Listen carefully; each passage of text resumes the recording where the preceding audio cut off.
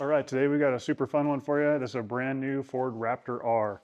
We did a massive audio system in this and we're gonna run you through it. Stick around and we'll show you what we did.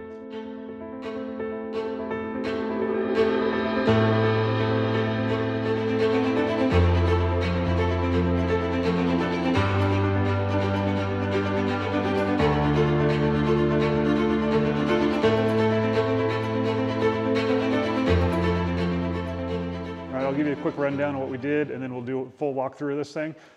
Just for starters, we have 4 10-inch woofers. We have 4 amplifiers in this thing. We have front Focal Utopia 3-way system in the front.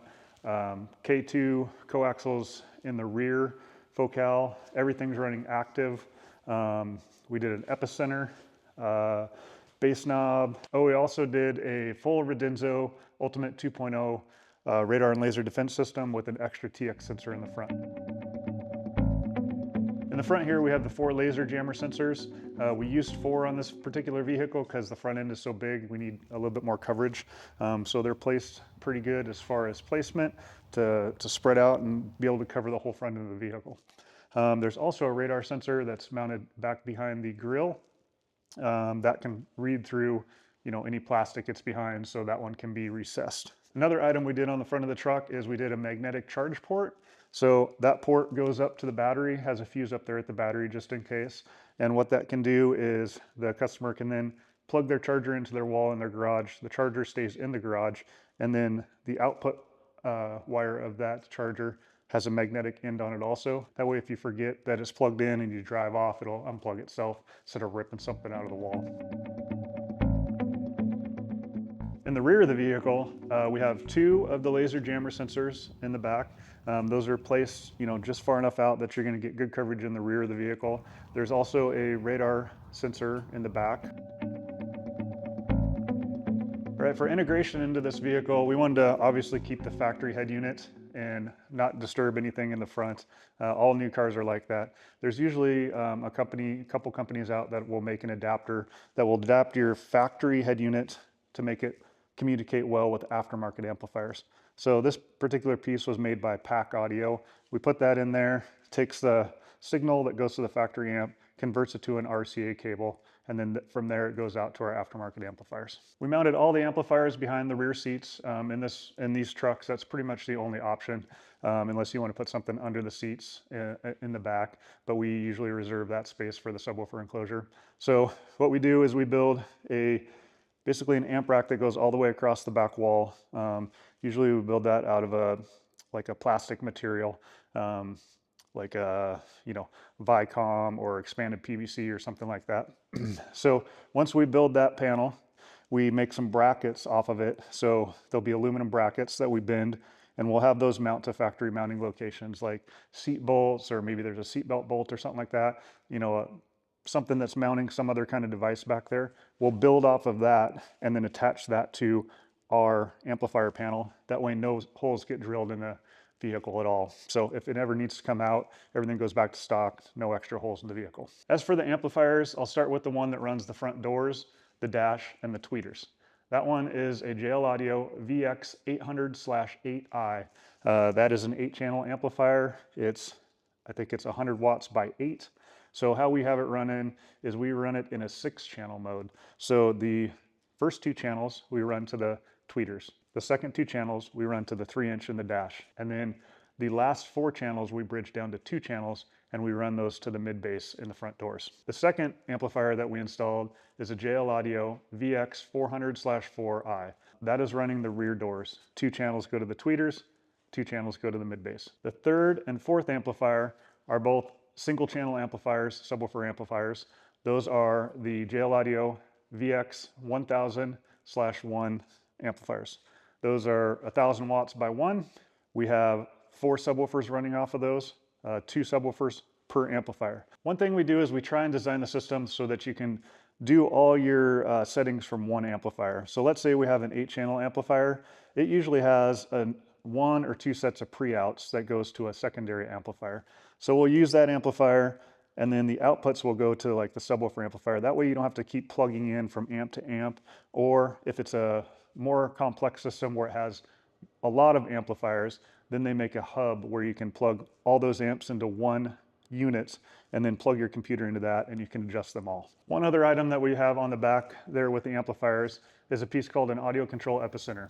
If you're not familiar with what an epicenter does, basically what it does is it takes and analyzes the music, and if it'll take like higher bass notes and make them into lower bass notes.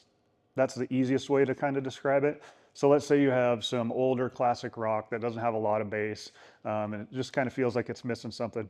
You can use a remote control that we put up front, and then you can dial that in and it'll kind of give it a little bit of that extra, a little bit extra bass in certain areas. It's not something that you probably want to use when you're listening to hip hop that has a lot of bass, EDM, stuff like that. You don't really need an epicenter for that. It's kind of more for the stuff that's missing a little bit of bass. So talking about the knobs that are in the front, up there at the front, we have the two knobs in the center console. We have the epicenter knob, that's the controller. And then next to that is a subwoofer control knob. So you can adjust the actual output of the subwoofer, like how loud it is, independently of the system, since your factory head unit isn't gonna have a subwoofer control on it. So that makes it really easy to adjust how much bass you have. We'll start in the front of the car for the speakers. So in the pillars and the factory locations, we build brackets and we were able to put the Focal Utopia tweeters up there. I believe the model number is TBM on those. So everything's behind factory grills in this vehicle. So we didn't want it to look gaudy. We always try and, if possible, put things behind factory panels unless it's some kind of show car where they really want to show something off. And then the dash from the factory, there are spots there for it's like almost like a 2.5-inch speaker, but we're able to get the 3-inch Focal mid-range in there with a little bit of modification. It's kind of a pain in the butt, but we are able to do a little trimming in there and make a bracket and get the 3-inch in the dash. In the doors, we did the Focal Utopia 8-inch mid-bass. From the factory, I believe it's like a 6x8 speaker that's in there. We're able to build an adapter to fit that 8-inch speaker in there and space it out just enough. We don't have to cut anything in there. It bolts right to the factory door when we're done. We then put a foam ring around it, so when it seals to the door, there's no space in between the door panel and for air to get in and out, so it seals right to the door panel, so all the sound comes straight out. One other thing that we do in these Fords, we usually sound deaden all the doors while we have them off. We do the outer skin, and then we do the inner skin also. And then we also build out of 1/8-inch ABS.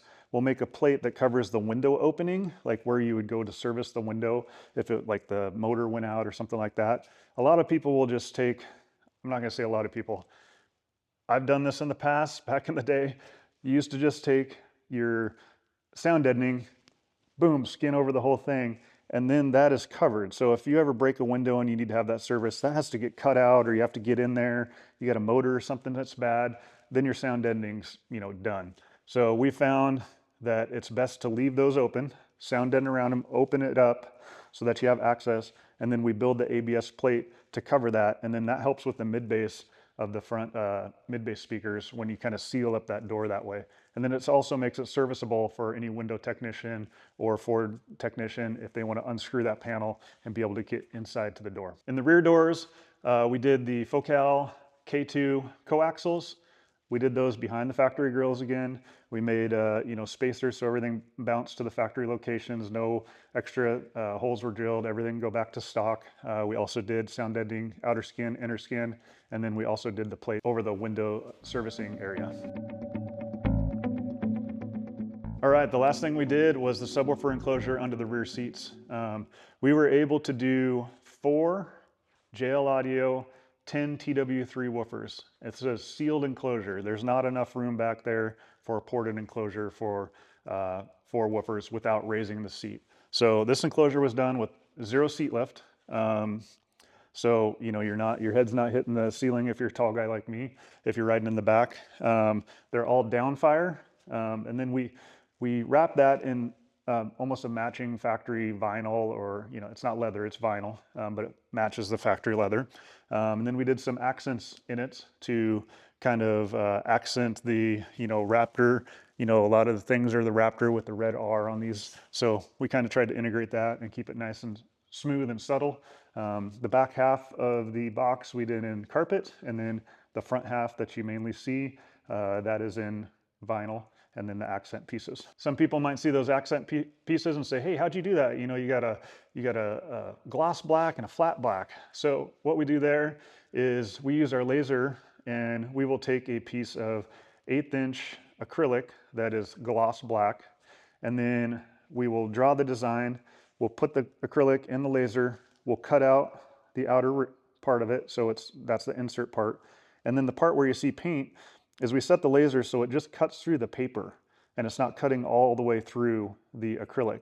So then we can pull that piece out, we can peel back the paper, we paint those areas, and then after that's done and dry, we peel off the rest, and then there you go. You have those trim panels. All right, that about covers it on this one. Hopefully you liked what you saw. It really helps us out if you hit that like button or you subscribe. We're really trying to grow the channel. So if you want to share this with your buddy that has a Ford, that would help us out a lot. Just remember, it's free to hit that like button, and it's free to subscribe. It doesn't cost you a thing, and it really helps us out. So we'll catch you on the next one. Thanks a lot.